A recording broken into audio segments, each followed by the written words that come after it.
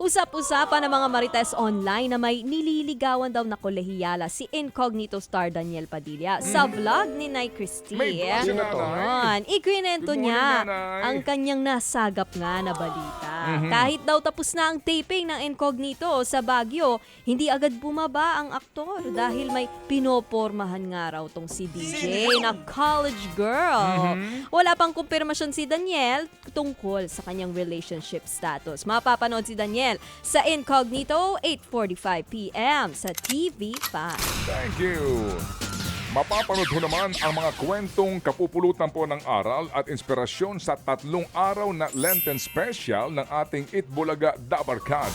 Sa Holy Monday ay tuturo ni na Joey De Leon, Miles Ocampo at Jose Manalo kung papaano ba magpatawad. Sa Holy Tuesday po naman ay libre ang mangarap kasama po sina Paulo Ballesteros at maging sina Raisa May Dizon at Maine Mendoza. Meron po special din na participation sina Pauline Luna Soto. At sa Holy Wednesday, magiging Happy Pill. Opo, Happy Pill natin. P-I-L-L. Okay ba to? Tama ito? Ayun pala, sorry. Sorry po. Yun po ang title. Ay, sorry. Happy Pill natin sina Alan Kay, Wally Bayola, Ryan Agoncillo at Bossing Vic Soto. Abangan po yan, mga kapatid, saan pa kundi sa TV5. Gusto ko yung yung paano ba magpatawad. May hugo. Anyway, ayon, huling 4 na nga na linggo ng kapatid seryeng Lumuhod Ka sa Lupa. Ayun, may malalang sepang. Ang detalye, abangan. Mamaya po bago mag-extra ay. May malalang sepang sina Kiko Estrada at Sid Lucero sa nalalapit na pagtapos ng serye.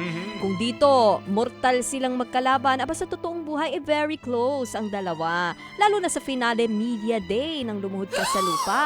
May upcoming project daw silang dapat abangan. Abangan ang Lumuhod Ka sa Lupa mula Lunes hanggang Biyernes 7:15 ng gabi sa TV5. Lumuhod ka sa lupa. Nanay Christie, ikaw talaga. Samantala po, naglabas mo naman ng arrest warrant. Ang hukuman laban sa aktor na si Archie Alemania. Ito'y kaugnay pa rin po naman ng kasong acts of lasciviousness na isirampa ng singer-actress na si Rita Daniela. Yan pong kinumpirma mismo ng abogado ng aktres. Umaasa raw sila na sa agarang pag-aresto kay Archie para may pagpatuloy ang pagdinig ng kaso sa hukuman. Maaari pong mag-apply ng piyansa si Archie sa halagang 36,000 piso kapalit po ng kanyang pansamantalang paglaya. Wala pang pahayag ang aktor kaugnay po sa isyong ito. Eto naman sa balitang K-pop. Ayan, labis-labis ang pasasalamat ng 5th generation K-pop boy group na Boy Next Door na muli silang nakabisita sa Pilipinas. Kwento nila sa News 5, ito raw ang ikalawang pagbisita nila sa bansa. Masayang-masaya raw sila na makapunta rito at makilala ang kanilang fans. Dagdag pa ng Boy Next Door, kakaiba ang energy ng Pinoy fans. Ay, totoo yan. Iba ang mga fans dito, mga fanay.